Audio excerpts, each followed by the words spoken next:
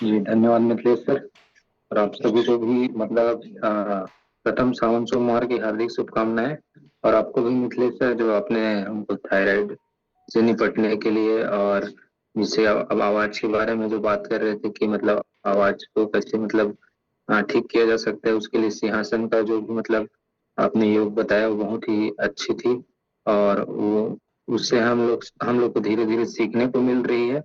और हम जिससे लोगों को भी हम आपके द्वारा सीख के सिखा सकते हैं और आप खुद भी कर सकते हैं। इसके लिए आपको बहुत बहुत धन्यवाद मिथिलेश सर।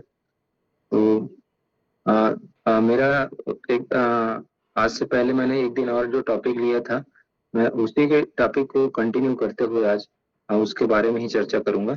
जैसे कि मैंने बात किया था उस दिन कोलेस्ट्रॉल के बारे में, तो उस दिन कोलेस्ट्रॉल के बारे में चर्चा हो रही थी कि मतलब एक नॉर्मल सी जानकारी उसको फिर से मतलब आज मैं साझा कर देता हूँ। मतलब कोलेस्ट्रॉल जो हमारे ब्लड में रहता है, मोम जैसे एक पदार्थ होता है ना। मोम जैसे एक चीज होता है जो हमारे ब्लड में मतलब मिला हुआ रहता है या चलते रहता है ना। तो वो हमको उसको बनाने का काम कौन करता है? लीवर करता है, और हमारे खाने से आता है। ठीक है। तो ज्यादातर लीवर भी कैसे बनाएगा? लीवर को भी तो मतलब काम करने के लिए कुछ कच्चा पदार्थ चाहिए ही रहता है, वो भी हमारे खाने से ही लेता है उसको, है ना। तो हम लोग ऐसा क्या चीजों का सेवन करें कि नेचुरली रूप से हम लोग अपने कोलेस्ट्रॉल को मैनेज करके रख सके, तो उसके बारे में चर्चा करेंगे। तो पहले इसके बारे में चर्चा करने से पहले एक थोड़ा सा हमको क्या चीजें नहीं खानी चाहिए इसके बारे में शॉर्ट में देख लेते हैं, शॉर्ट फॉर्म में देख लेते हैं।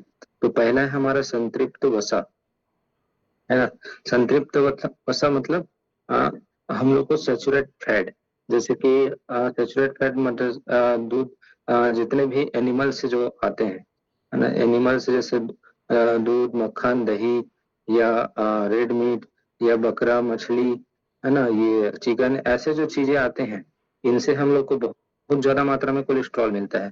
तो हमको इन चीजों को यूज करना है, तो बहुत कम यूज करना है। जैसे अगर आपको आप चिकन खा रहे हैं या फिश खा रहे हैं या बकरा खा रहे हैं, तो महीने में एक आध बार खा लेंगे तो कोई बुरा नहीं है, पर इसको कम यूज करना है ना। लेकिन ऐसे चीजों को कोशिश करें कि आप ना अवॉइड ही करें तो ज्यादा अच्छा रहेगा। उसके बाद में है ट्रांस फैट। ट्रांस फैट मतलब जो हम लोग प्रोसेस्ड फूड आजकल जो खा रहे हैं, जैसे कि अपना पिज्जा, बर्गर, या जितने भी पहले से बनी हुई चीजें, या आजकल जैसे हम पाव खा रहे हैं, या फिर जितने भी पुराने जो प्रोसेस्ड होकर बने हुए चीजें को हम लोग जो सेवन कर रहे हैं, है ना। ऐसी चीजों का सेवन को हमको बचना है, मतलब ट्रांस फैट का भी उपयोग हमको बहुत कम करना है।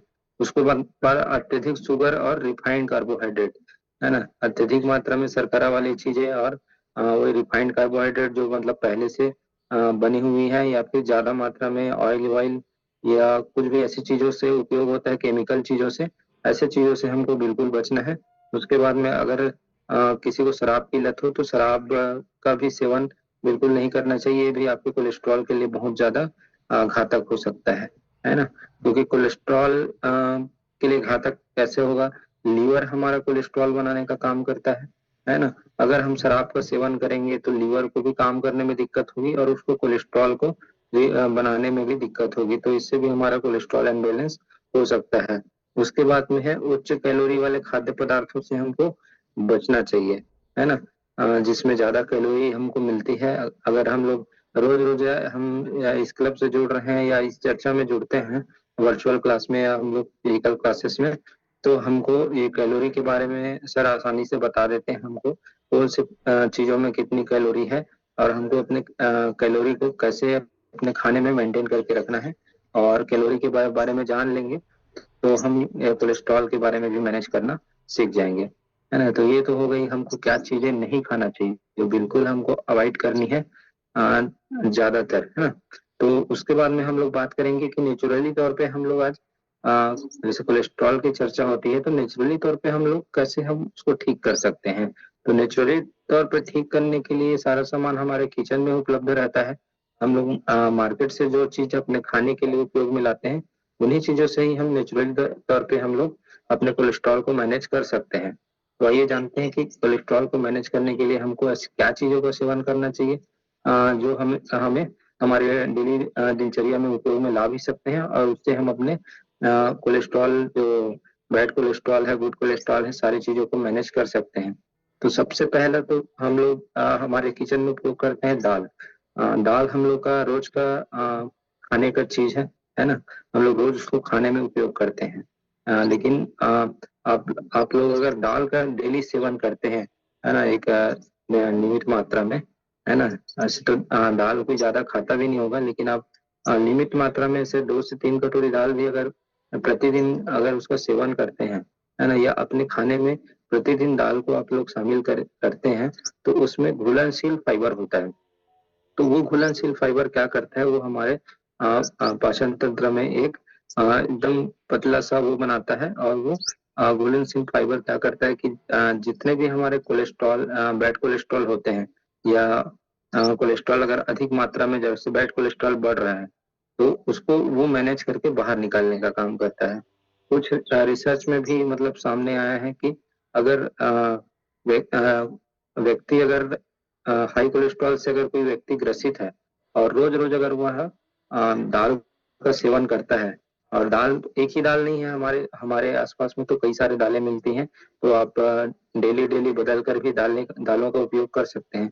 तो यही रिसर्च में सामने आया है कि अगर दाल अगर हम लोग प्रतिदिन उपयोग करते हैं, तो हमारा जो एलडीएल कोलेस्ट्रॉल होता है, जिसको हम लोग बैड कोलेस्ट्रॉल के नाम से जानते हैं, तो उसको भी उसमें जो घुलनशील फाइबर है, वो उसको जो उसमें जो फाइबर होता है, वो उसको चिपका कर उसको बाहर करने का काम करता है। मतलब घुलनशील फाइबर क्या करते हैं, कोलेस्ट्रॉल को अपने से चिपका कर उसको मलद्वार के द्वारा बाहर करने का काम करता है। इससे क्या होता है कि हमारा जो एलडीएल जो कोलेस्ट्रॉल होता है ना, वो मैनेज हो जाता है, और एचडीएल कोलेस्ट्रॉल बढ़ने लगता है, और एलडीएल कोलेस्ट्रॉल को जो हमारे लिए घातक है उसको बाहर निकाल देता है ना।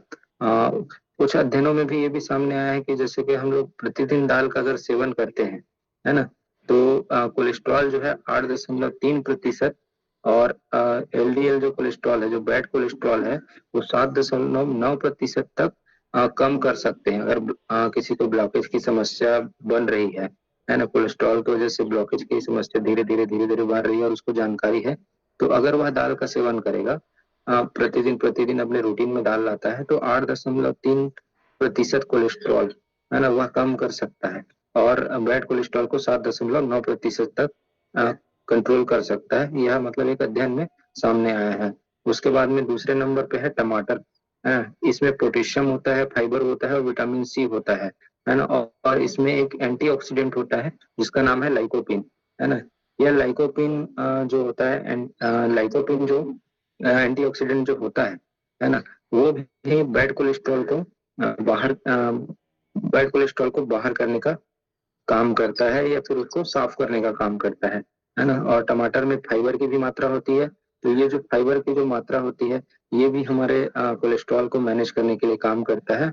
और अगर प्रतिदिन कोई टमाटर का अगर सेवन करता है, तो वह उसके धमनियों में जो ब्लॉकेज होता है उसको भी खोलने का काम करता है ना।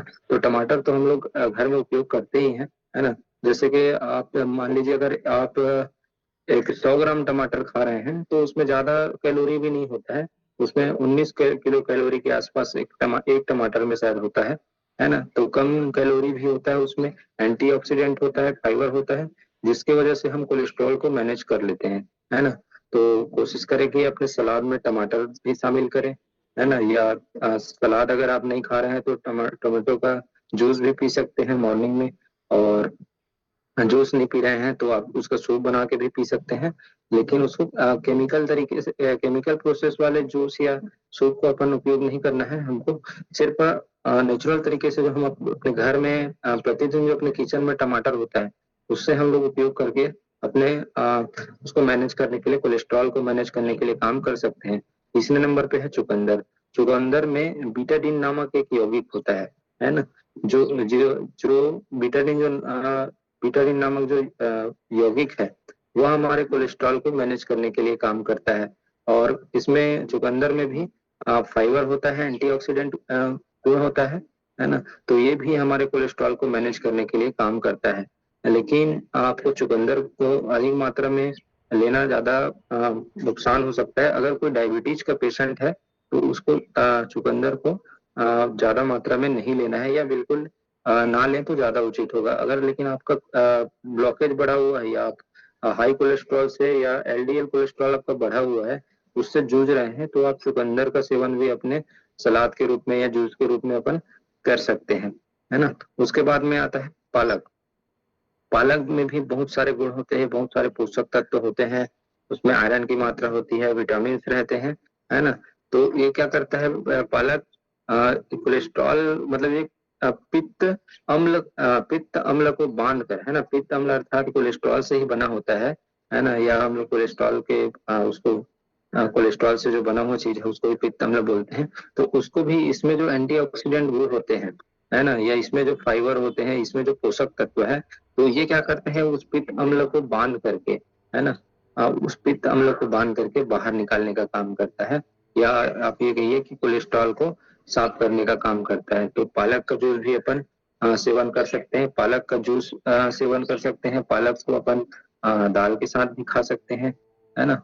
पालक और पालक के उपयोग करने के और भी बहुत सारे तरीके होते हैं, जिसको हम लोग उपयोग करके जो उसमें एंटीऑक्सीडेंट गुण है उससे हम लोग अपने कोलेस्ट्रॉल को मैनेज कर सकते हैं। उसके बाद में आएगा पांचवा पॉइंट रहेगा स्वस्थ वसा या हेल्दी हेल्दी फैट, है ना।